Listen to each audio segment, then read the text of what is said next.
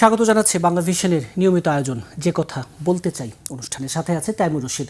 আমার সাথে আজকে আলোচনার জন্য স্টুডিওতে উপস্থিত আছেন জাতীয়তাবাদী ছাত্র দলের সহ সভাপতি ডাক্তার তৌহিদুর রহমান আওয়াল, আছেন জাতীয় ছাত্র শক্তির সিনিয়র সহ সভাপতি হাসিব আল ইসলাম। আপনাদের দুজনকে স্টুডিওতে স্বাগত জানাচ্ছি। হাসিব আল ইসলাম, আপনাকে দিয়ে আজকের আলোচনা শুরু করতে চাই। প্রথমে যে প্রসঙ্গটি নিয়ে আলোচনা শুরু করতে চাই, সরকারের 5 মাস পূর্ণ হলো। 5 মাস পূর্তিতে প্রধানমন্ত্রী কার্যালয়ের পক্ষ থেকে একটি সংবাদ সম্মেলন করা হয়েছে। তাদের একটি মন্তব্য দিয়ে আলোচনা শুরু করতে চাই। ডক্টর মাহাদি আমিন, প্রধানমন্ত্রী তারেক রহমানের উপদেষ্টা, বলছেন এই সরকার কল্যাণমুখী হয়ে উঠেছে, মানুষের আস্থার চূড়ান্ত পর্যায়ে পৌঁছেছেন। এই কথার সাথে আপনার একমত কিনা? আচ্ছা দেখুন, এইখানে একটি বিষয়, সেটা হচ্ছে যে বিগত যেই ফ্যাসিবাদ আমল ছিল, সেই ফ্যাসিবাদ আমলের চাইতে আওয়ামী লীগের চাইতে আওয়ামী লীগ যেভাবে নৈরাজ্যের শাসন তৈরি করেছিল, অরাজকতা পরিস্থিতি তৈরি করেছিল, সেই তুলনায় জাতীয়তাবাদী দল বিএনপির যে সরকার রয়েছে, তারেক রহমানের নেতৃত্বাধীন, মাননীয় প্রধানমন্ত্রী তারেক রহমানের নেতৃত্বাধীন যে সরকার রয়েছে, সেই সরকার অবশ্যই আওয়ামী লীগের চেয়ে অনেক ভালোভাবে দেশটাকে কিন্তু পরিচালনা করছে। এবং আমরা কিন্তু দেখতে পাচ্ছি দেশের সার্বভৌমত্ব রক্ষা এবং দেশের স্থিতিশীলতা বজায় রাখতে তারা কিন্তু বেশ ভালো পদক্ষেপগুলোই কিন্তু গ্রহণ করেছে। এবং তারা কিন্তু দেশের ইকোনমিকে যাতে করে সচল রাখা যায়, স্টেবল রাখা যায়, হ্যাঁ, এবং ভঙ্গুর যে অর্থনীতি ছিল সেটা থেকে ইন্টারিম আমলেও কিন্তু অন্তর্বর্তী সরকারে আমরা দেখেছি যে তারা কিন্তু অনেকাংশেই তারা সফলভাবে কিন্তু সেটাকে স্টেবিলাইজ করতে সক্ষম হয়েছে। এবং সেই জায়গা থেকে বিএনপি কিন্তু সেটা ধরে রাখতে পেরেছে। এখন তারপরে আমরা দেখতে পাচ্ছি যে তারেক রহমান কিন্তু অত্যন্ত বিনয়ী। তার সেই বিনয়ী কিন্তু আমরা লক্ষ্য করতে পারি, যাদের মহান জাতীয় সংসদেও তাকে আমরা বিনয়ী দেখতে পাই, বিরোধী দলের সাথেও তার যে সম্পর্ক সেটাও কিন্তু আমরা দেখতে পাই।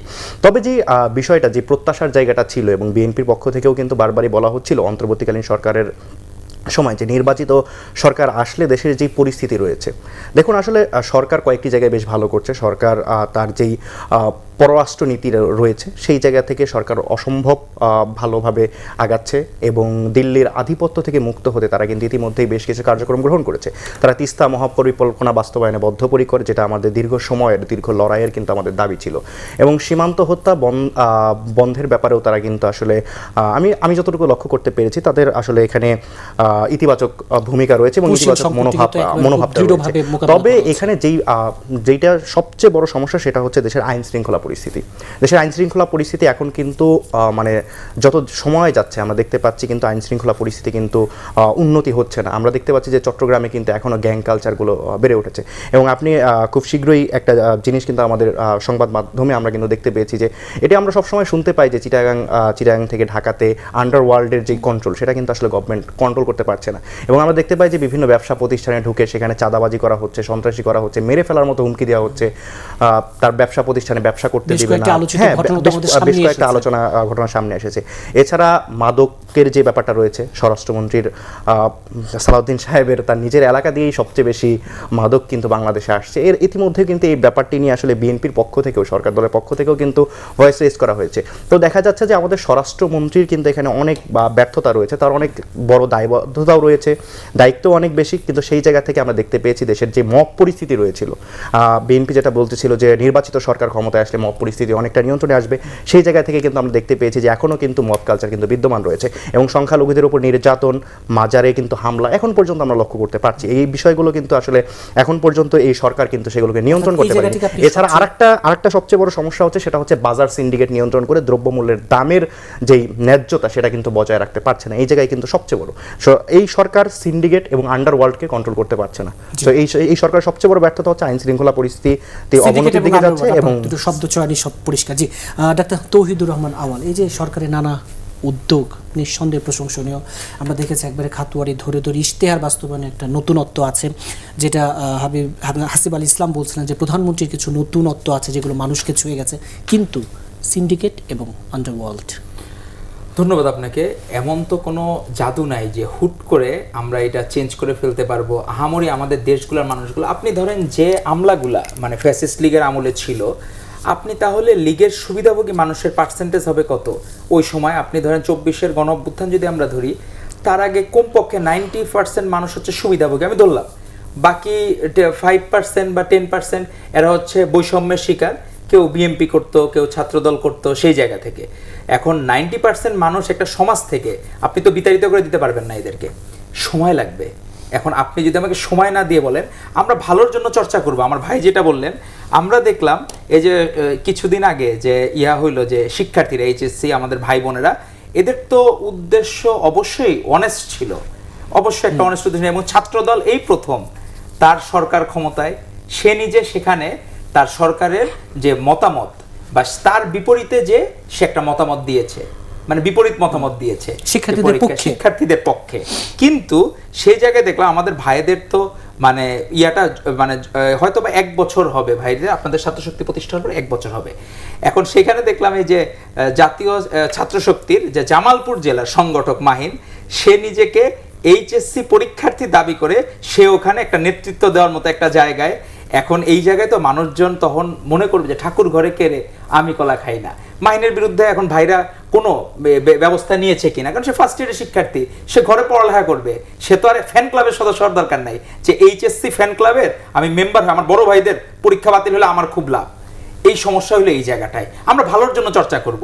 আরেকটা জায়গায় আমরা দেখলাম আমাদের এক সাংবাদিক চ্যানেল 24-এর, উনি একটা স্টেটমেন্ট দিয়েছেন এই যে বন্যার সময়ের নিয়ে, মানে যে ওই সময় যে ত্রাণ দেওয়ার বিষয়টা নিয়ে ওনার স্টেটমেন্টটা একদম পরিষ্কার যে এনসিপির যে এখানে নামও উল্লেখ করা আছে, এই জায়গায় আপনি চাইলে দেখতে পারবেন, এখানে উল্লেখ করা আছে যে এনসিপির হাসনাত আবদুল্লাহ সাধারণ মানুষের আবেগ নিয়ে যে খেলটা খেলে তাকে বিকারে 2-3 ট্রাকে 300-400 নেতাকর্মী নিয়ে ভাঙা রাস্তার উপর ট্রাক চালিয়ে রাস্তাগুলোকে আরো ভেঙে দিয়ে আসছে, কারণ ট্রাকগুলোতে বানভাসী মানুষের জন্য কোনো ত্রাণই ছিল না।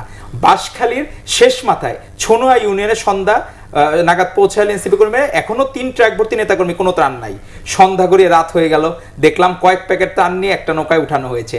এক নৌকাতে এনসিপি নেতারা, অন্য নৌকাতে সাংবাদিকরা, সাথে কয়েকজন নেতাকর্মী। নৌকাতে যখন নেতাকর্মীরা বেশি উঠে গেল, নৌকা এদিক সেদিক দুলছে, তখন চিৎকার দিয়ে বললাম এনসিপি নেতারা আমার সাথে কয়েক লাখ টাকার ডিভাইস, এভাবে চাওয়া সম্ভব না, আমি নেমে যাব। নৌকার মাঝি যেই নামানোর জন্য নৌকা ঘুরে এলো, তখনই কুমিল্লা জেলার এনসিপির এক নেতা বাধা দিল, তাকে থ্রেট করছে। পরে সে বলছে নৌকা থেকে অবশেষে নেমে 3 থেকে 4 প্যাকেট টান দিল কয়েকটি পরিবারকে। সমস্যা হইল যে আমি আমার রাজনীতির গুণগত পরিবর্তন চাই, ভাই যেটা বলছে অবশ্যই অ্যাপ্রিসিয়েট করার কথা, আগের থেকে বেটার। কিন্তু আমরা বাকিদের কাছ থেকে যা যা দেখতেছি, আমাদের যারা এদের কাছ থেকে তো আমরা 24-এর গণ অভ্যুত্থানে আমরা তো ড্রাইভিং সিটে তাদেরকে বসিয়েছিলাম, তাদের সরাসরি স্ট্যাটাস 17 তারিখ আমাদের মাননীয় প্রধানমন্ত্রী জনাব তারেক রহমান তার ভেরিফাইড ফেসবুক থেকে শেয়ার দিয়েছিলেন বৈষম্য বিরোধী ছাত্র আন্দোলনে, যে আপনারা সবাই মাঠে নেমে আসুন, এটাই শেষ সময়। সেই জায়গায় কমপ্লিট শাটডাউন আজকে, সেই 2 বছর আগে 18 জুলাই। তো আমরা তো ভালোর চর্চাটা করব। এখন এই যে আমি দেখলাম আমাদের ভাইয়েরাই একসাথে কাঁধে কাঁধ মিলিয়ে আমরা সংগ্রাম করেছি, লড়াই করেছি, তাহলে ভালোটা তো আমাদের মাননীয় প্রধানমন্ত্রী আন্তরিকভাবে কাজ করছেন, তাদেরই আরো যারা আছে ভাইরা। আমার কাছে মনে হয় যে ওই যে পিনাকিদা স্বপ্নে একজনকে স্বরাষ্ট্রমন্ত্রী দেখছিল, সেই স্বরাষ্ট্রমন্ত্রী এখন নিজেকে স্বরাষ্ট্রমন্ত্রী দাবি করে, ঘুম থেকে উঠেই সে মনে হয় যে পৃথিবীর নতুন কিছু কল্পনা করে। সে বলতেছে যে আমাদের প্রধানমন্ত্রী মানে হচ্ছে লাল বাস নিয়ে প্রেমের অনেক কিছু বলতেছে। মানুষের মধ্যে যদি প্রেম সহমর্মিতা না থাকে সে অমানুষ হয়। সেই জায়গায় নাসিরুদ্দিন পাটোয়ারিকে অনুরোধ করব, আপনি তো এতদিন মানুষ তো প্রাপ্তবয়স্ক হলে একটা উমরায় যাওয়ার একটা বিষয় হয়, 24-এর গণ অভ্যুত্থানের পরে উমরায় গেলেন, অর্থের উৎস কি সেই জায়গায় মানুষজন তো জানতে হবে। আপনি আপনার খালি খেজুরের হিসাব দিলেন, বড় উমরার হিসাব দিলেন না, হজের হিসাব দিলেন না, বাড়ি গাড়ির হিসাব দিলেন না, তাহলে কেমন হবে? আন্ডারওয়ার্ল্ডের যে ইস্যুটা, এখানে কি কোনোই দুর্বলতা দেখেন না? তাহলে আমরা যথেষ্ট কঠোরতার এই জায়গা থেকে ন্যূনতম ছাড় দেওয়া হচ্ছে না। জঙ্গল সালিমপুর যে বিষয়টা, এইটা আলাদা যে জগৎ ছিল, এটা একদিনে গড়ে ওঠে নাই, এটা 90 সাল থেকে গড়ে উঠছে। আর আপনার এগুলোর সাথে সবগুলাতে পার্শ্ববর্তী দেশরা তারা বিভিন্নভাবে, আগে তারা যখন ফ্যাসিস্ট লীগ ছিল এগুলো সব ম্যানেজ করে রাখতো। জঙ্গল সালিমপুরের কথা তো আমাদের অন্য মানুষরা এদের কেউ জানতোই না। সেই জায়গায় এখন আবিষ্কার হওয়াটা, এখন আস্তে আস্তে সেখানে ঢুকতে হবে এবং সেই জায়গায় গভর্নমেন্টের কন্ট্রোল নিতে হবে। এগুলো হচ্ছে কি অনেক দীর্ঘমেয়াদী কাজ, কিন্তু আপনি যদি আমাদেরকে অ্যাপ্রিসিয়েট না করে বারবার আপনি বলেন এবং নিজে ভালো কিছু না করে আপনি বুদ্ধি পরামর্শ দিতে থাকেন, তো আর মানুষজন মনে করবে যে তাহলে তো ওই যে বলবে না যে বিএনপি সরকার তো আপনার থেকে বেশি ভালো, তো আপনারা কেন তাদের কেন বিরোধিতা করতেছেন শুধুমাত্র নিজেরা ক্ষমতায় যাওয়ার জন্য, আর তো কোনো উদ্দেশ্য নাই। জি, হাসিব আল ইসলাম, এই যে শুধুমাত্র কেন বিরোধিতা? দেখুন, আমরা আসলে কখনোই বিরোধিতার জন্য বিরোধিতা করি না। আপনি দেখতে পাবেন যে সরকারের পক্ষ থেকে বলা হচ্ছে যে বর্তমানে যে বিরোধী দল যারা রয়েছেন তারা বিরোধিতার জন্য বিরোধিতা করে না, তারা যৌক্তিকভাবে তারা কিন্তু বিরোধিতা করে এবং যৌক্তিক সমালোচনা আমরা করে, এবং আমরা নতুন বাংলাদেশ এটাই চাই যাতে করে আমরা যৌক্তিক সমালোচনা করতে পারি এবং আমাদের যেই দ্বিমত রয়েছে সেই দ্বিমতের স্বাধীনতা যাতে করে আমাদের থাকে। এখন দেখুন যে সম্প্রতি যেটা হলো যে এইচএসসি পরীক্ষা নিয়ে, দেখুন এখন সারা দেশে বন্যা পরিস্থিতি চলছে, কোথাও কোথাও পরীক্ষা কেন্দ্রগুলোতে ক্রমশমান পানি, কোথাও বিদ্যুৎ নেই। সেই সময় বারবারই কিন্তু আমরা বলেছি যে পরীক্ষাটা যাতে পেছানো হয়। এটা সোশ্যাল মিডিয়াতে সব জায়গায় কিন্তু সবাই কিন্তু দাবি তুলেছিল, হ্যাঁ ছাত্রদলও বলেছে। তো সেই জায়গা থেকে শিক্ষামন্ত্রী যে কাজটা করলেন, তিনি যে পরীক্ষাটা নিলেন এবং সেখানে যে অনেক পরীক্ষার্থী তারা পরীক্ষা যথাসময়ে উপস্থিত হতে পারলো না, কেউ কেউ অনেকেই হয়তো উপস্থিত হতে পারে নাই। তো সেই জায়গা থেকে জীবনের একটা কিন্তু গুরুত্বপূর্ণ পরীক্ষা কিন্তু এই এইচএসসি পরীক্ষা, হ্যাঁ। তো তারপরেও আপনি যখন পরীক্ষা দিয়ে দিবেন জনগণের কোনো কথা না শুনে, শিক্ষার্থীদের প্রত্যাশার কথা না শুনে, দেখুন আসলে জুলাই গণ অভ্যুত্থানের মধ্য দিয়ে আমরা যে জিনিসটা পেয়েছি যে শিক্ষার্থীদের প্রত্যাশা এবং শিক্ষার্থীদের সমস্যাগুলোকে আমার আগে বুঝতে হবে। তো আমি সেই জিনিসটা বুঝবো না, আবার শিক্ষার্থীদেরকে আমি কিন্তু একটি অপ্রীতিকর মন্তব্য আমি শিক্ষার্থীদের উদ্দেশ্যে করব, তখন আন্দোলন হওয়াটা স্বাভাবিক। দেখুন প্রত্যেকটা মুভমেন্টেই দেখা যায় যে কিছু লোকজন বাইরে থেকে আসতে পারে, সেটা খুবই স্বাভাবিক। কিন্তু আমি প্রত্যেকটা যৌক্তিক আন্দোলনেও যদি আমি কথায় কথায় শিবির কিংবা লীগ কিংবা বিরোধী দলের ষড়যন্ত্র এই গন্ধটা খুঁজতে থাকি, তাহলে দেখা যাবে কি যে জনগণের মধ্যে থেকে আপনাদের প্রতি যে আস্থাটা রয়েছে, জনগণ আপনাদেরকে ভোট দিয়েছে, আপনার সরকারে গিয়েছে, কিন্তু আপনারা সেই আস্থার জায়গাটাকে কিন্তু আপনারা বজায় রাখতে পারছেন না। দেখা যায় যে রাকিব ভাইয়ের নেতৃত্বে আমরা কি দেখলাম, জামাত শিবির রাজাকার এই ধরনের স্লোগান আমরা শিক্ষার্থীদের উদ্দেশ্যে আমরা লক্ষ্য করতে পারলাম। তো শিক্ষার্থীদের উদ্দেশ্যে আপনি যখন একটি যৌক্তিক আন্দোলনের হ্যাঁ আপনি সমর্থন দিয়েছেন, আমার কাছে যেটা মনে হয়েছে যে হ্যাঁ আপনারা ড্যামেজ কন্ট্রোল করতে পারেন, এটা পলিটিক্সে একটা ইতিবাচক পরিবর্তনে আমি বলবো যে সরকারের বিরোধিতা ছাত্র সংগঠনগুলো করছে, শিক্ষার্থীদের পক্ষে দাঁড়াচ্ছে, হ্যাঁ শিক্ষার্থীদের পক্ষে দাঁড়াচ্ছে। আবার কিন্তু আপনি কি প্রকৃতপক্ষে কি দেখা যাচ্ছে, প্রকৃতপক্ষে দেখা যাচ্ছে যখন শিক্ষার্থীরা মুভমেন্টগুলো করছে সেই মুভমেন্টে গিয়ে আপনি শিক্ষার্থীদের বিরুদ্ধে স্লোগান দিচ্ছেন। তো তখন আমি কি বলবো, আপনার যে এই যে দ্বৈত অবস্থান বা দ্বিচারিতা এটা কিন্তু আমার বুঝে আসছে না। তো সেই জায়গা থেকে এবং আমরা দেখলাম কি সোশ্যাল মিডিয়াতে আমরা দেখলাম বিএনপি যারা অ্যাক্টিভিস্ট রয়েছে, ছাত্রদলের নেতাকর্মীরা রয়েছে, তারা বিভিন্নভাবে ফ্রেমিং করার চেষ্টা করা হচ্ছে। দেখুন এখন এই যে ফ্রেমিংটা, শিক্ষার্থীদেরকে ছাত্রলীগ বানাই দেওয়া, শিক্ষার্থীদেরকে শিবির বানাই দেওয়া, এইভাবে যদি প্রত্যেকটা যৌক্তিক আন্দোলনটা ধরেন যে ওরা শিক্ষার্থীরা যে আন্দোলনটা করছিল, হ্যাঁ শিক্ষার্থীরা যেটা করছিল হ্যাঁ যৌক্তিক আন্দোলন, এখন যৌক্তিক আন্দোলনের মধ্যেও যদি আপনি ষড়যন্ত্র তত্ত্ব খোঁজেন, এই যে আপনি দেখেন না অবশ্যই আমি বলি দেখুন প্রত্যেকটি আন্দোলনে এখন ধরেন ছাত্রলীগ নিষিদ্ধ রয়েছে, তো ছাত্রলীগ কি করতে চাইবে, দেশের মধ্যে অরাজকতা তৈরি করতে চাইবে, আমরা তো তাদের ব্যাপারে সচেতন। কিন্তু আমরা এইচএসসি ফার্স্ট ইয়ার একটা ছিল যে গেল, আমরা সব সময় বলে আসছি যে যৌক্তিক যে সকল আন্দোলন রয়েছে সেই সকল আন্দোলনে আমরা শিক্ষার্থীদের সাথে থাকবো, শিক্ষার্থীদের প্রতি সংহতি থাকবো। কিন্তু যখনই ছাত্রলীগ যখন আমরা ঢুকে যাবে, আমরা কিন্তু একটা বিষয় কিন্তু ফ্যাসিবাদ বিরোধী একটা বিষয় বিরুদ্ধে আপনারা ব্যবস্থা নেন নাই কেন, আমি বলি ফ্যাসিবাদ বিরোধী সকল ছাত্র সংগঠন একটা বিষয়ে সবসময় একমত এবং ঐক্যবদ্ধ, এটা আমরা সরকারকেও সহযোগিতা করতে চাই যাতে করে যে এই পতিত স্বৈরাচার রয়েছে, যে মাফিয়াতন্ত্র বাংলাদেশে ছিল, এই সকল সন্ত্রাসীরা কোনোভাবেই যাতে মাথাচাড়া দিয়ে না উঠতে পারে, কোনো ধরনের সুযোগে কখনোই যাতে মাথাচাড়া দিয়ে উঠতে না পারে, সেজন্য কিন্তু আমরা একসাথে এক হয়ে কিন্তু আমরা সবসময় প্রতিবাদ জানিয়েছি এবং তাদের বিরুদ্ধে প্রতিরোধ গড়ে তুলেছি এবং আমরা আইন শৃঙ্খলা বাহিনীকেও কিন্তু সহায়তা করেছি।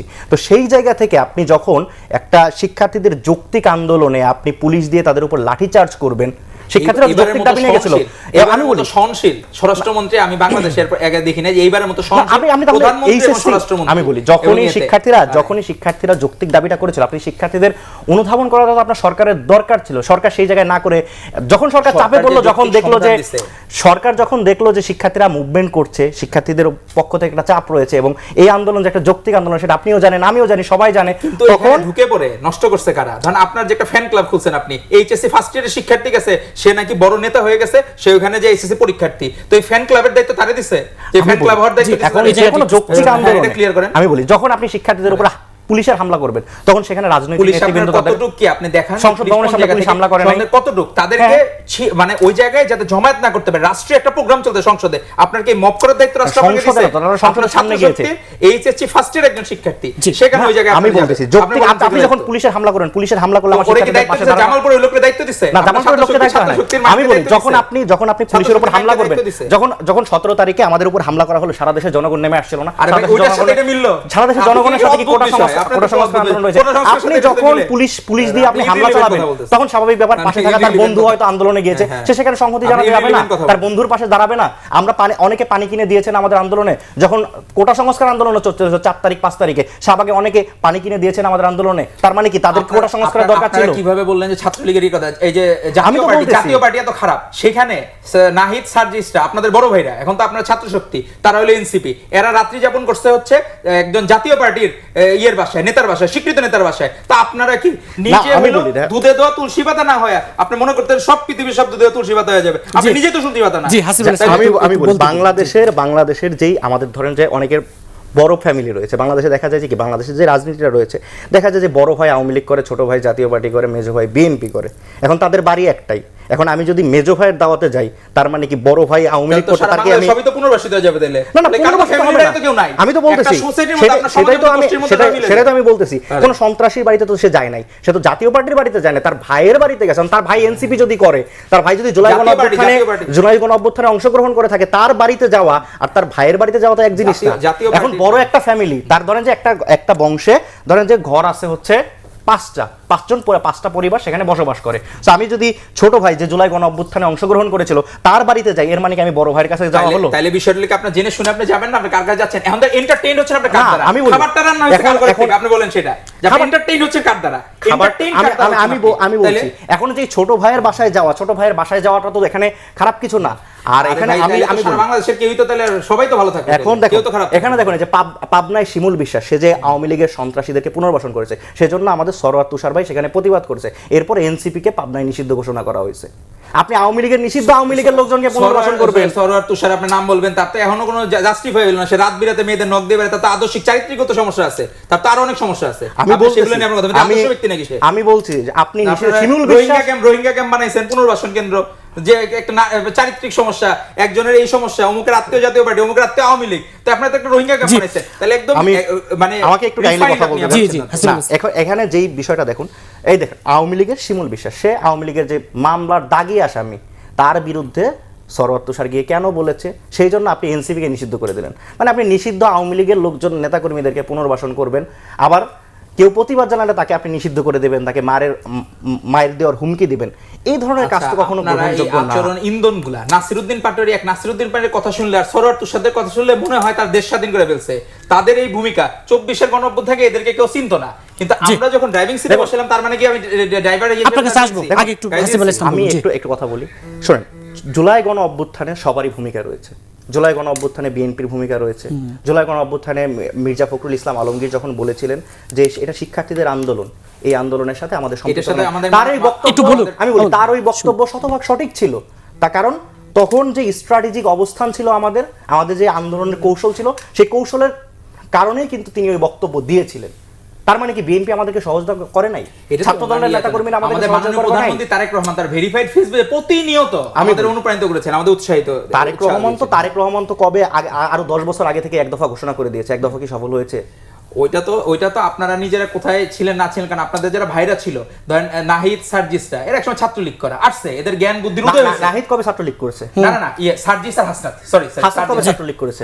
ইয়েতে সে হলো শেখ মুজিবের সাথে তার আছে, মানে সে ছবি দিছে, নিজে দাতির ড্যাডি মনে করতো তাকে। জি। এখন এটার জন্য কি ছাত্রলীগ করা জরুরি?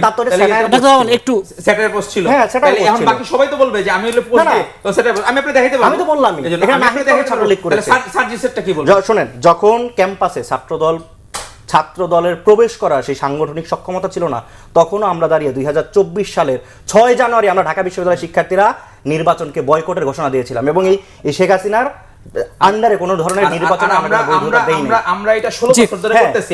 এই আলোচনায় ফিরছি ছোট বিরতির পর। আমরা 16 বছর ধরে করতেছি। ক্যাম্পাসে আসার পর থেকে আপনি নাহিদ ইসলাম সম্পর্কে জানেন। জি, সার্জিস হাসিব, এই আলোচনায় ফিরছি একটু ছোট্ট বিরতির পর। আমি দর্শক, সার্জিসের কথা যে কথা বলবো, বলতে চাই সার্জিসের। অনুষ্ঠানে একটি ছোট্ট বিরতির সাথে থাকুন, ফিরছি বিরতির পর।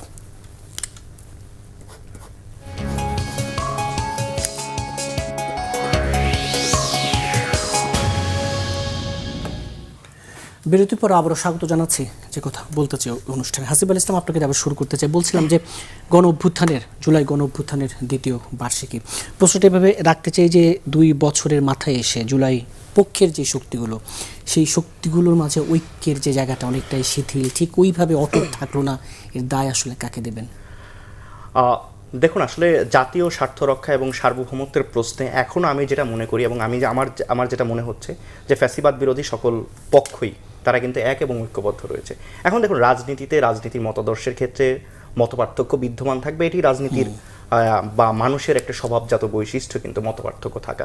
আপনার সাথে আমার মতপার্থক্য থাকবেই, কিন্তু বাংলাদেশের সকল মানুষ যারা জুলাই গণ অভ্যুত্থানে ছিল তাদের সবার মধ্যে একটা কমন বিষয় হচ্ছে তারা যেই মাফিয়াতন্ত্রকে হটিয়েছে, যেই ফ্যাসিবাদকে বাংলাদেশ থেকে বিতাড়িত করেছে এবং যারা আমাদের উপর গণহত্যা চালিয়েছে তাদের বিচার নিশ্চিতে এবং তারা যাতে আর কখনো বাংলাদেশে এই সন্ত্রাসী মতাদর্শে রাজনীতি করতে না পারে সেই ব্যাপারে কিন্তু আমরা এক এবং ঐক্যবদ্ধ রয়েছি।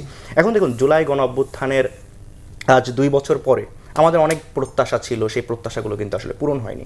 এখানে ব্যর্থতা কিন্তু সবারই আছে, যেমনভাবে ব্যর্থতা এনসিপির রয়েছে ঠিক তেমনিভাবে ব্যর্থতা বিএনপির রয়েছে, জামাতেরও ব্যর্থতা রয়েছে। দেখুন, আপনি জুলাই গণ অভ্যুত্থানের 2 বছর অতিবাহিত হলো, এখন পর্যন্ত কিন্তু আমাদের যে প্রত্যাশাটা ছিল, আমাদের প্রত্যাশা ছিল যে জুলাই গণহত্যার বিচার, সেই বিচার কিন্তু এখন পর্যন্ত নিশ্চিত করা সক্ষম এখন পর্যন্ত কিন্তু আমরা দেখতে পাইনি কোনো বিচার কিন্তু সফলভাবে সমাপ্ত হয়েছে বলে আমাদের কাছে মনে হচ্ছে না। এরপরেও যে বিষয়টা রয়েছে যে আসলে আওয়ামী লীগ প্রশ্নে এখন পর্যন্ত আমরা যেটা লক্ষ্য করতে পারছি যে সকল দল একমত রয়েছে, কিন্তু আমরা এখনও লক্ষ্য করতে পারছি যে স্বরাষ্ট্রমন্ত্রী আসলে আওয়ামী লীগের বিরুদ্ধে খুব ভালো চমৎকার বক্তব্য দিচ্ছেন, কিন্তু আমরা দেখতে পাচ্ছি যে বিভিন্ন জায়গায় কিন্তু এখন পর্যন্ত আওয়ামী লীগ কিন্তু বিভিন্ন নেতাকর্মীরা কিন্তু তারা সন্ত্রাসী স্টাইলে মুখে মাস্ক পরে জঙ্গি কায়দায় কিন্তু তারা এখন পর্যন্ত মিছিল করে যাচ্ছে। এলাকার মধ্যে আওয়ামী লীগের সন্ত্রাসীরা যারা ছাত্র জনতার উপর গুলি চালিয়েছে, সন্ত্রাসী কায়দায় হামলা চালিয়েছে, তারা এখনও ঘুরে বেড়াচ্ছে। তো এই জুলাই গণহত্যার বিচার এটা কিন্তু নিশ্চিত করাটা সবচেয়ে বেশি জরুরি এবং খুনি হাসিনাকে দেশে ফিরিয়ে এনে তাকে বিচারের মুখোমুখি করা এটা কিন্তু সবচেয়ে বড় চ্যালেঞ্জ এই মুহূর্তে। আরেকটা বিষয় সেটা হচ্ছে জুলাই যে সনদ রয়েছিল, আমরা যেটা প্রত্যাশা করেছিলাম যে জুলাই সনদের পূর্ণ বাস্তবায়ন, সেটা কিন্তু আসলে আমরা সেই জায়গা থেকে আমরা বিএনপির কিন্তু একটু অনীহাই কিন্তু আমরা লক্ষ্য করতে পারছি। এছাড়া আমাদের যেটা প্রত্যাশা ছিল যে সেটা হচ্ছে যে সংবিধানটা রয়েছে 72-এর সংবিধান, এই যে সংবিধান সংশোধন আর সংস্কার নিয়ে এখন যে দেখুন আসলে 72-এর সংবিধানের মধ্যে বেশ কিছু ফ্যাসিবাদ তৈরি হওয়ার যে এলিমেন্টগুলো রয়েছে সেই এলিমেন্ট কিন্তু এই 72-এর সংবিধানের মধ্যে কিন্তু বিদ্যমান রয়েছে। 72-এর সংবিধানের মধ্যে প্রধানমন্ত্রীকে একচ্ছত্র ক্ষমতা কিন্তু দিয়ে রাখা হয়েছে। সো আপনি 72-এর সংবিধান দেখেন, 72-এর সংবিধান শেখ মুজিবের মতো বা শেখ মুজিব কিন্তু এই সংবিধানের উপর ভর করে বাকশাল কায়েম করতে চেয়েছিল, এই সংবিধানের উপর ভর করেই কিন্তু এরশাদ কিন্তু স্বৈরাচার হয়ে উঠেছে। এই সংবিধান দিয়েই খুনি হাসিনার মতো এত বড় একটা মাফিয়াতন্ত্র, একটা ফ্যাসিবাদ বাংলাদেশে তৈরি করেছে এবং যার থেকে মুক্তি পেতে হাজার হাজার মানুষের জীবন উৎসর্গ করতে হয়েছে, গুম খুনের শিকার হতে হয়েছে, মানুষকে ঘর বাড়ি ছাড়া থাকতে হয়েছে, মত প্রকাশের কোনো স্বাধীনতা ছিল না। সো আপনি এই সংবিধানকেই যদি টিকিয়ে রাখেন তাহলে তারেক রহমান কতদিন আর জনগণের আস্থার জায়গা টিকিয়ে রাখতে পারবেন? এই সংবিধান যদি টিকে থাকে তারেক রহমানকে শেখ হাসিনার পথেই হাঁটতে হবে, ফ্যাসিবাদের পথেই হাঁটতে হবে। যার কারণে আমরা কিন্তু বারবারই বলেছি যাতে করে এমন একটি সংবিধান যাতে করে করা হয় যেখানে প্রধানমন্ত্রীর সাথে রাষ্ট্রপতির ক্ষমতার একটা ভারসাম্য থাকবে, যেই সাংবিধানিক প্রতিষ্ঠানগুলো রয়েছে সেই সাংবিধানিক প্রতিষ্ঠানগুলোর প্রকৃত যেই স্বকীয়তা রয়েছে সেই স্বকীয়তাটা এই জায়গাটা একটু শুনে আসি, তারপর আবার আপনার কাছে আসবো। ডাক্তার তৌহিদুর রহমান আওয়াল, এই যে জুলাই সনদ নিয়ে বিএনপির অনীহা এবং সংবিধান সংশোধন এবং সংস্কার নিয়ে যেই বিতর্কে যাচ্ছে বিএনপি, সেখানে আবার সেই আগের জায়গায় ফিরতে হবে কিনা? ধন্যবাদ আপনাকে। এই জায়গায় হচ্ছে উল্লেখ করা ছিল, নোট অফ ডিসেন্ট ছিল, সেই জায়গায় উল্লেখ ছিল যারা জয়ী হবে নির্বাচনে এই নোট অফ ডিসেন্টের জায়গাটা তারা আলোচনা করে সমাধান করতে পারবে। আলোচনা করে সমাধান মানে যে পার্টি এখন গভর্নমেন্টে আছে তারা ওই নোট অফ ডিসেন্টটা তারা যেটা চায় তাদের ডিজায়ারটা ফিল আপ করতে পারবে। কিন্তু বিএনপি আন্তরিকতার পরিচয় দিচ্ছে, বিরোধী মতকে নিয়ে তারা চাচ্ছে একটা ডিবেট হোক। এখন আপনি ডিবেটেই আসবেন না, আমার নোট অফ ডিসেন্ট, আমি তো আগেই বলছি এই জায়গায় আমার নোট অফ ডিসেন্ট আছে। আমরা যখন মনে করি একই ব্যক্তি প্রধানমন্ত্রী হিসাবে যোগ্য, উনি নিজে সংসদ দলীয় নেতা হিসাবে যোগ্য এবং উনি নিজে দলের প্রধান হিসেবে যোগ্য, এটা আমরা মনে করি, এখনো ফিল করি। আমাদের সাংগঠনিক অভিভাবক যেমন তারেক রহমান, আমরা কখনো ডুপ্লিমেসি নাই তো। এই দেখেন এই যে ডাকসুর ভিপি, ও বিতর্কিত নীলক্ষেতের ভিপি বলে অনেকে, সে বলল যে সে এখন এই যে ছেড়ে দিচ্ছে ছাত্র শিবিরের পদ, এখন তার পদ হইল কি 24-এর গণ অভ্যুত্থান, কেউ জানতো না, পরে সবাই জানছে যে সে পদে ছিল, এখন সে ছেড়ে দিছে, সে জামাত করবে। তাইলে যে লেজুর ভিত্তিক যে রাজনীতি, আপনি তাহলে ভণ্ডামিটা কেন করলেন আগে? বা মুনাফিকি আপনার করার দরকার ছিল না তো?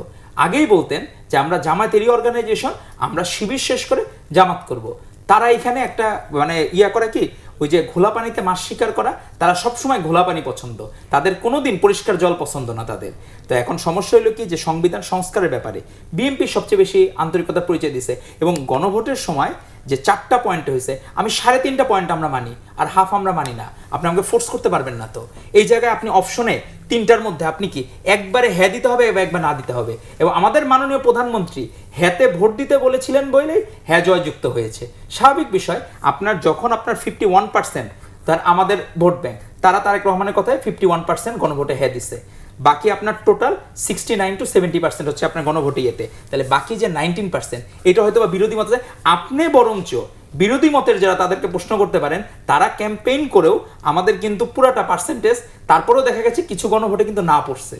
তো এই জায়গায় কেন আমাদের ক্যাম্পেইন তো আমরা হ্যার জন্য করছি, আমাদের মাননীয় প্রধানমন্ত্রী জনাব তারেক রহমান উনি গণভোটে হ্যাঁ দিতে বলছিলেন, এই জন্য হ্যাঁ জয়যুক্ত হয়েছে। কিন্তু এখন যে জায়গাগুলো আমাদের নোট অফ ডিসেন্ট আছে, আপনি আমাকে ফোর্স করতে পারবেন না। তো গণতন্ত্রের ভাষা কি? আমি কি তার মতাদর্শ চেঞ্জ করার জন্য ফোর্স করতে পারবো? কখনোই না। তার একটা আদর্শ থাকবে, আমার একটা আদর্শ থাকবে, আমি আমারটাকে আফোল্ড করার চেষ্টা করব। কিন্তু ওই যে জুলাই অভ্যুত্থানের প্রত্যাশার কি হবে? জুলাই গণ অভ্যুত্থানে তো আপনার সেই জায়গায় যে জিনিসগুলো হয়েছে জুলাই সনদের সময়, যেটা আমাদেরকে সাইন করানো হয়েছে, যে জায়গায় আমাদের মাননীয় মহাসচিব গিয়েছিলেন, সেই সাইন করা যে কপি, সেইটারটা এখানে আলাদা হয়ে গেছে। সমস্যা হলো এই জায়গাটায়, এই যে মাঝের যে ফাঁকটা, এই লুপ হোলটা, এই লুপ হোলের জবাব তো দিতে হবে। তাহলে আপনি অন্তর্বর্তীকালীন সরকারকে জিজ্ঞেস করতে পারেন এই লুপ হোলটা কেন, যারা সংবিধান সংস্কারের কমিটিতে ছিল তাদেরকে আপনি জিজ্ঞেস করতে পারেন এই লুপ হোলটা কেন। কারণ আমাদেরকে যে ওই যে আসে না, যে ইন্ডিয়াতে দেখলাম একটা ঘটনা, যে পাত্রী দেখে বিয়ে করছিল সেই পাত্রী নাকি দেখে যে চেঞ্জ হয়ে গেছে, কারণ মেকআপ ইয়া করার পর তারা চেনা যাচ্ছে না। তো আপনি আমাকে জুলাই সংস্কারের যে আপনি দেখাইছিলেন সেইটার যে সনদের ইয়াটা কপি, সেইটা একরকম, আর আপনি আমার এখন বলতেছেন আরেক রকম, আমাকে ফোর্স করা। তো আপনি তো আমাকে ফোর্স করতে পারবেন না, আমি আপনাকে ফোর্স করতে পারবো না। আপনি আপনার স্বাধীনভাবে ধর্ম পালন করবেন, আমি আমারটা আমি বুঝবো যে তাহলে সংকটের সমাধান কোথায়? সংকট অবশ্যই যদি বিরোধী মত নমনীয় হয়, সহনশীল হয়, তারা যদি মনে করে সরকারি দলের বিরোধিতাই একমাত্র রাজনীতি, এই জায়গাটা হলো সমস্যা। যে আপনার সরকারি দলের বিরোধিতা করে মনে করবে যে আমরা জাতির কাছে হিরো হব, তো এই হিরো হয়ে মানুষজন বেশি দিন আপনি হিরোয় টিকতে পারে না। এরা মনে করছিল যে ছাত্র সংসদে জিতে পৃথিবী জয় করে ফেলছে, এর তো কোথাও পরে ইয়া করতে পারে না। জাতীয় নির্বাচনে ইস্যুটা আলাদা, এবং মানুষজন দেখছে ইস্তেহারে যা যা ছিল সব ফিল আপ করা শুরু করেছেন মাননীয় প্রধানমন্ত্রী তারেক রহমান। উনি এইটাকেও যদি আন্তরিক থাকে বিরোধী মত, অবশ্যই এটা সমাধানযোগ্য ইস্যু, এটা সমাধানের বাইরে না। জি, হাসিব আল ইসলাম, এই যে বিরোধী পক্ষের বিরোধী দলের আন্তরিকতা দরকার এই সমস্যা। দেখুন, বিরোধী দল সবসময় কিন্তু আন্তরিক রয়েছে। এখন আপনি সরকার দল, আপনি ঠিকমতো যদি মানে জনগণের প্রত্যাশা অনুযায়ী কাজ করতে না পারেন, সেই জায়গায় তো বিরোধিতা আসবেই, এটা খুবই স্বাভাবিক বিষয়। এখন আপনি যদি চান যে আওয়ামী লীগের মতো যে জাতীয় পার্টি বানাতে, জামাত কিংবা এনসিপিকে আপনি যদি মনে করেন যে তারা হচ্ছে জাতীয় পার্টির মতো ভূমিকা অবতীর্ণ হবে, তাদেরকে আমরা কিছু রাষ্ট্রীয় সুযোগ সুবিধা দিব, তারা আর কোনো বিরোধিতা করবেন না, তাহলে আসলে এটা হচ্ছে বিএনপির একটা বোকার স্বর্গে বসবাস করছে। কেননা আমরা যেটা চাই যে জনগণের যাতে প্রত্যাশার পরিপূর্ণ প্রতিফলন যাতে করে নিশ্চিত হয়। দেখুন, এখন পর্যন্ত কিন্তু আমরা সবসময় সরকারকে কিন্তু সহযোগিতা করে আসছি। এখন আর সরকার ভুল সিদ্ধান্ত নিলে সেটার তো বিরোধিতা আমাকে করতেই হবে। এখন আপনি যদি সংবিধান সংশোধন না করেন, এই সংবিধানই যদি বিদ্যমান রাখেন, আমার তো কোনো সমস্যা নেই, সমস্যাটা আপনার। কারণ আপনাকে ফ্যাসিবাদ হয়ে উঠতে হবে। এই সংবিধানটাই এমনভাবে তৈরি করা যেখানে যেই শাসককে আসুক না কেন, সেই শাসককে স্বৈরাচারী হয়ে উঠতে হয়। কেননা এর উদাহরণ রয়েছে। তো শেখ হাসিনার উদাহরণ দেখেন, আপনি এরশাদের উদাহরণ দেখেন, বারবার কিন্তু স্বৈরাচার কিন্তু এই সংবিধানের মধ্যে দিয়েই হয়ে উঠেছে। তো সেই জায়গায় আমি আপনার যদি বিরোধী আমি তো আপনার প্রতি আন্তরিক বলেই আমি তো বারবারই বলছি যাতে করে এই সংবিধানটাকে সংশোধন করা হয়, এই সংবিধানটাকে নতুন একটি সংবিধান প্রণয়ন করা হয়, যেখানে যাতে করে আর কেউ কখনো ফ্যাসিবাদ হয়ে উঠতে না পারে, কিংবা কেউ কখনো স্বৈরাচার না করতে পারে। আর মানে বিএনপি তো বিরোধী দলে আলোচনার জায়গা রাখছে, আমি বলি আলোচনার জায়গা রাখছে। এখন দেখুন, আপনি একসময় গণভোটের আগে বললেন যে হ্যাঁ আমরা হ্যাঁ দিতে বলেছি, কিন্তু তখন আমাদের এটা আসলে রাজনৈতিক স্ট্র্যাটেজিক অবস্থান ছিল, কৌশলগত কারণে জনগণের ভোট পাওয়ার জন্য আমরা হ্যাঁ ভোটে ভোট দিতে বলেছি।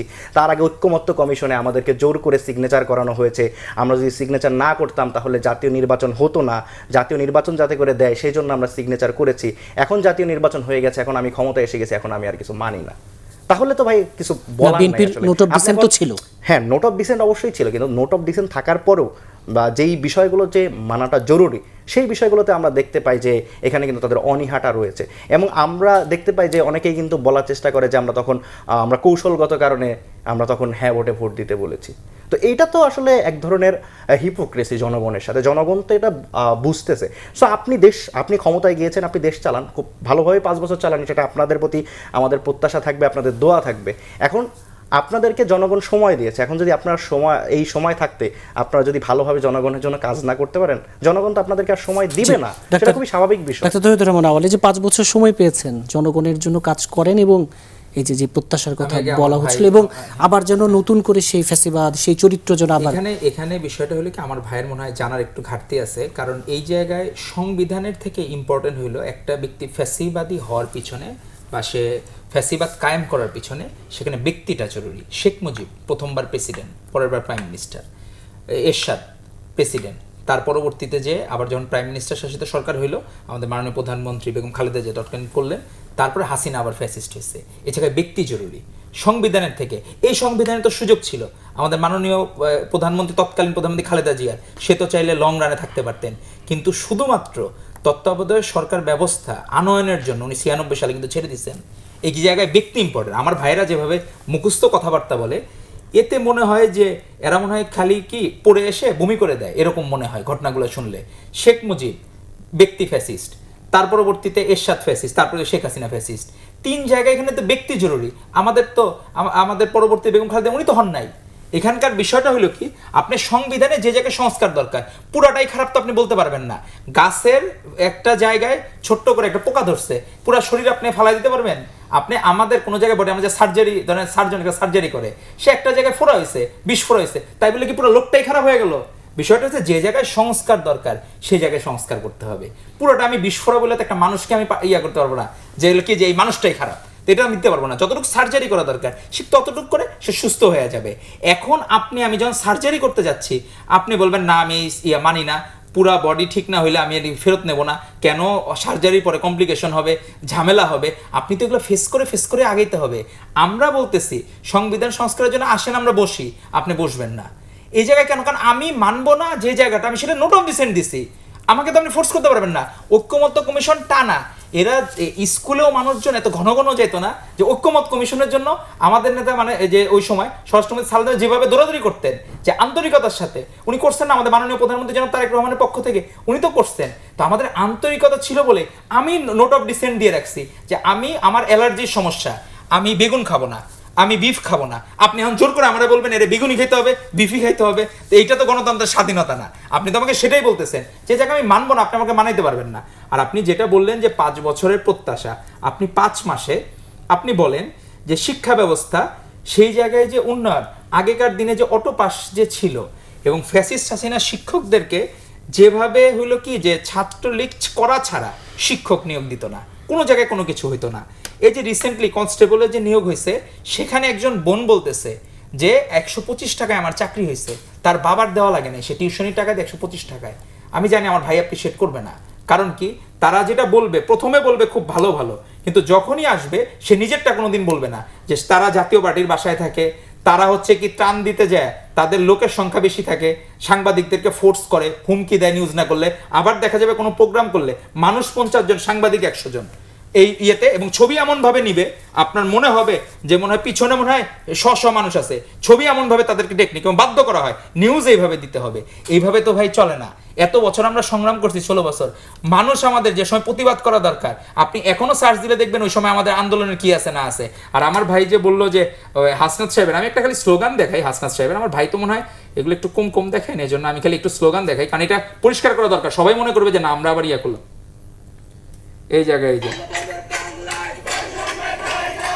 বঙ্গবন্ধুর বাংলায় বৈষম্য ঠাই নাই, তাইলে এই ভাই পরবর্তীতে যদি ধরেন আওয়ামী লীগ ফিরে আসলো, তখন যে হাসিনারে মাম্মি ডেকে আবার যাবে না, এর বিশ্বাস কি? আমরা এটা বলতে পারি না। জি, হাসিবুল ইসলাম, এই যে যে জায়গাগুলো তো বিএনপি পরিষ্কার আগেও করেছিল সেই জায়গা এখন আপনারা আসলে জোর জবরদস্তি করে অবস্থান পরিবর্তন করাবেন? দেখুন, আমরা আসলে কখনোই জোর জবরদস্তি করছি না। আমরা বারবারই কিন্তু ঐক্যমত্য কমিশন যখন ছিল তখন আমরা যৌক্তিকভাবে আলোচনা করেছি। এখন যৌক্তিক আলাপেও যদি আপনার যদি নোট অফ ডিসেন্ট থাকে এবং জনগণের কাছ থেকে ম্যান্ডেট নেওয়ার পরও যদি আপনি যদি সেগুলো না মানতে চান, এখন আপনার 2/3 রয়েছে, আপনি সেটা না মানতে পারেন। আপনার সেটা হচ্ছে বিএনপির দলীয় অবস্থান এবং সরকার সেটা নাও মানতে পারে। এখন জনগণ আপনাদের ব্যাপারে যে সিদ্ধান্ত ভবিষ্যতে নেবে সেটার জন্য অপেক্ষা করতে হবে। আপনি তো পরিবর্তন করছেন না, তাহলে জনগণের উপরে আমাদেরকে ছেড়ে দিতে হবে যে জনগণ আসলে কি সিদ্ধান্ত নেয়। আরেকটা বিষয় সেটা হচ্ছে যেই বিষয়টা আমাদের সবচেয়ে বেশি বোঝাটা জরুরি, সেটা হচ্ছে যে এই সরকার ঘিরে কিন্তু আমাদের অনেক বড় প্রত্যাশা ছিল। আপনি দেখতে পাবেন যে বিগত সময় কিন্তু কোনো প্রকার কোনো প্রতিযোগিতামূলক কোনো ইলেকশন হয়নি, একটি আমিডামি নির্বাচন হয়েছে, রাতের ভোটে নির্বাচন হয়েছে। এই নির্বাচনের মানুষজন কিন্তু আগের দিন রাতে অনেকে ঘুমায়নি, সকালবেলা আগে ভোট দিতে যাবে, উৎসবের আমেজ ছিল এবং উদ্দীপনা কিন্তু আমরা লক্ষ্য করতে পেরেছিলাম। মানুষ পরিবর্তনের জন্য ভোট দিয়েছে। এখন আপনি যদি পরিবর্তন না করে আপনি যদি আগের জায়গাগুলোতেই বজায় থাকেন এবং আগের সেই বিষয়গুলোই ধরে রাখেন, তাহলে আসলে সেটা আসলে জনগণের সাথে প্রতারণা করা হবে বলে আমি মনে করছি। এখন জনগণ ডিসাইড করবে যে আপনাদের সাথে কী ধরনের আচরণ করা উচিত। কারণ জনগণের কাছে তো ক্ষমতা রয়েছে, আপনার কাছে 5 বছর ক্ষমতা থাকবে, কিন্তু জনগণের কাছে ক্ষমতা একদিন যাবে, যেদিন হচ্ছে ভোটের দিন। সেদিন আসলে ডিসাইড হবে যে আসলে বিএনপি কতটা সফল, কতটা ব্যর্থ। তবে 5 মাসে আমাদের যেটা মনে হয়েছে সেটা হচ্ছে আমরা বিএনপি সরকারের বেশ কিছু জায়গায় আমরা বিনয়ী দেখেছি, আবার বেশ কিছু জায়গায় কিন্তু আমরা দখলদারিত্ব করতে দেখেছি। আমরা দেখেছি যে বেশ কিছু জায়গায় আবার নিয়োগেও কিন্তু এক ধরনের অযোগ্য লোকদেরকেও আমরা নিয়োগ কিন্তু দেখতে পেয়েছি। যেমন বাংলাদেশ ব্যাংকের যে গভর্নরকে নিয়োগ দেওয়া হয়েছে, তার আসলে বাংলাদেশ ব্যাংকের গভর্নর হওয়ার যোগ্যতা কতটুকু, সেই জায়গা থেকে আসলে এখানে বিতর্ক থেকে যায়। এছাড়া যে আমরা দেখলাম যে ইসলামী ব্যাংকের সাথেও যে ধরনের আচরণ করা হলো সেটা কিন্তু আসলে প্রত্যাশিত কোনো আচরণ নয়।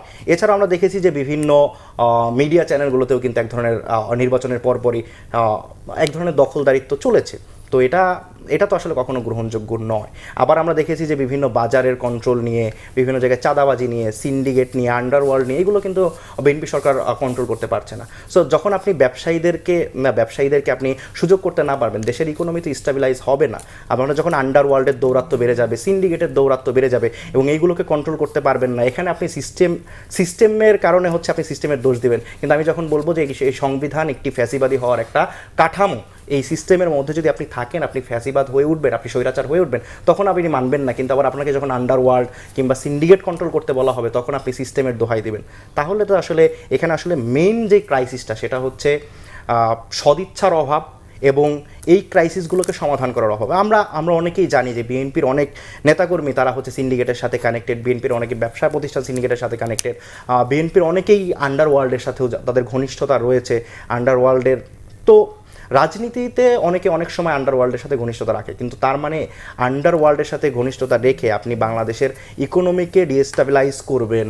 আবার যদি আপনি মনে করেন যে জনগণ এটাকে আপনাকে সমর্থন দেবে, সেটা আসলে কখনোই কাম্য নয়। তো বিএনপির সবচেয়ে বেশি কঠোর হওয়া উচিত বলে আমি মনে করি যে আন্ডারওয়ার্ল্ড এবং যে সিন্ডিকেটগুলো রয়েছে সেই সিন্ডিকেটগুলোর বিরুদ্ধে এবং আন্ডারওয়ার্ল্ডের বিরুদ্ধে কঠোর থেকে কঠোর হওয়া উচিত। এছাড়া যে আমলাতান্ত্রিক জটিলতা বাংলাদেশে রয়েছে, দেখুন এই যে জুলাই জাদুঘর রয়েছিল, যেই জুলাই জাদুঘর ওপেন করার ব্যাপারে আমরা বারবারই দাবি জানিয়ে আসছি, কিন্তু আমরা দেখতে পাচ্ছি যে বিএনপি সরকারের কিন্তু এক ধরনের অনীহাও কিন্তু আমরা লক্ষ্য করতে পেরেছিলাম।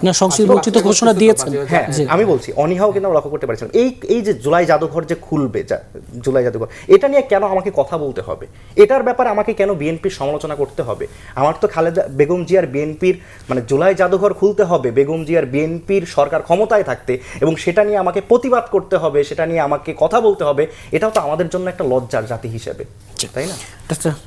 তৌহিদুর রহমান আউয়াল, এই যে পরিবর্তনের জন্য সেই পরিবর্তন তো পুরোপুরি দেখছেন না, তারা আর সদিচ্ছার ঘাটতিও দেখছে বিএনপির। আপনি যদি চোখে কাঠের চশমা পরে থাকেন তাহলে তো আমি আপনাকে পৃথিবী দেখাইতে পারবো না, ঠিক না?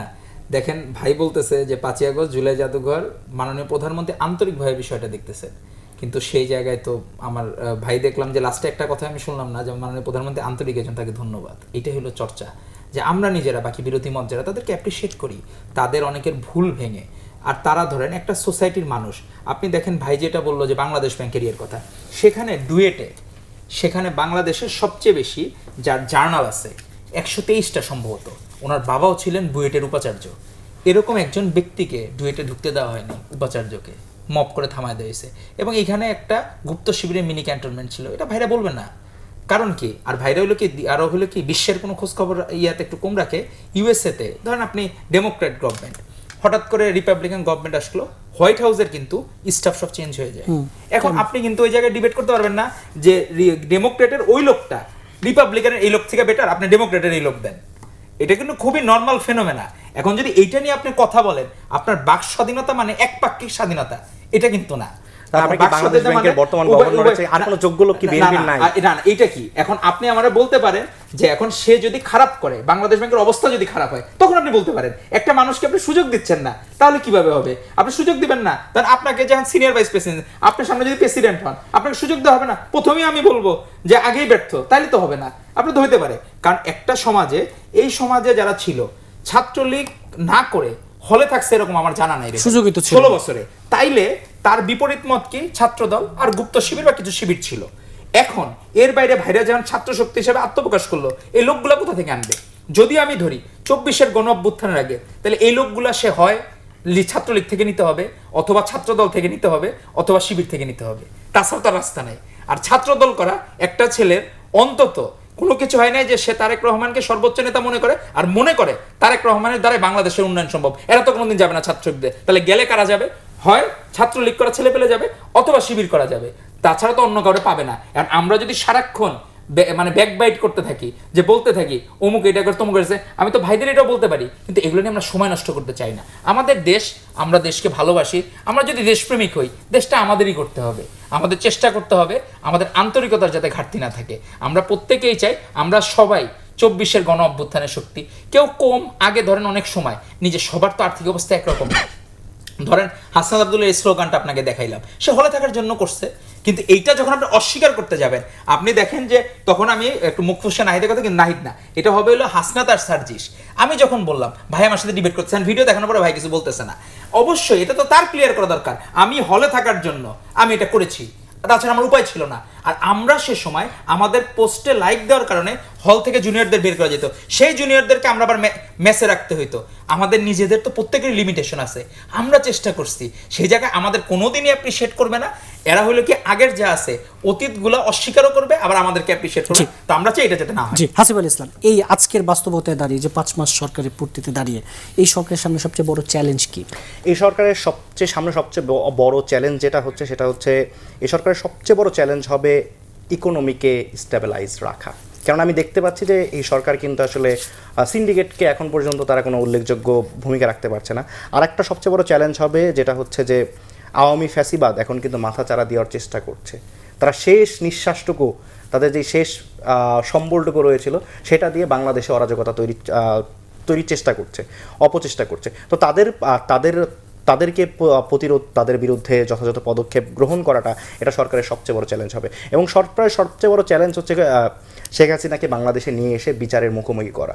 ইতিমধ্যে আমরাও দেখতে পাচ্ছি যে সরকারের পক্ষ থেকেও বারবারই কিন্তু দিল্লিতে আহ্বান জানানো হয়েছে, দিল্লির কাছে বারবারই কিন্তু চিঠি পাঠানো হয়েছে, তাদেরকে বলা হয়েছে যাতে করে শেখ হাসিনাকে দেশে ফেরত পাঠানো হয়। তো শেখ হাসিনাকে দেশে যদি নিয়ে এসে বিচারের মুখোমুখি করতে পারে, সেটা হবে বিএনপি সরকারের অন্যতম। আপনি যে চ্যালেঞ্জগুলোর কথা বলছেন, সেই চ্যালেঞ্জ উত্তরণে সরকারকে বলি, বিএনপিকে বলি, বিরোধী মত হিসেবে, বিরোধী দল হিসেবে গঠনমূলক দায়িত্ব পালন করি। আমরা তো গঠনমূলক আমাদের দায়িত্ব পালন করছি। আমরা গঠনমূলকভাবে আমরা আপনাদেরকে হাত দিয়ে ধরিয়ে দিচ্ছি যে আপনার এই জিনিসগুলো করা উচিত না। এরপরেও যদি আপনি মনে করেন যে আমি হচ্ছে 2/3 সিট আমরা পেয়েছি, আমরা যা ইচ্ছা তাই করব, আমার এটা ভালো লাগে না, আমি এটা করব না, বা আমার এটা মনে চায় নাই, বা বিরোধী দল এটা বলছে এই জন্য আমি করলাম না, তো এই যদি আপনার হয়, কারণ আমরা গঠনমূলক সমালোচনা করছি, আমরা চাই যে বিএনপি সরকার যে 5 বছরের জন্য ক্ষমতায় এসেছে, জনগণ যাদেরকে 5 বছরের ম্যান্ডেট দিয়েছে, যদিও নির্বাচনের বেশ কিছু জায়গায় বেশ কিছু সমস্যা ছিল, সেই জায়গাগুলো আমরা বাদই দিলাম, তারপরও সার্বিক স্বার্থ বিবেচনায়, দেশের স্থিতিশীলতার কথা বিবেচনা করে আমরা যেটা চাই যে বিএনপি সরকার 5 বছর ক্ষমতায় থাকুক। তো 5 বছর ক্ষমতায় থাকতে হলে অবশ্যই আপনার বিরোধী দলের যৌক্তিক সমালোচনাকে আমলে নিতে হবে।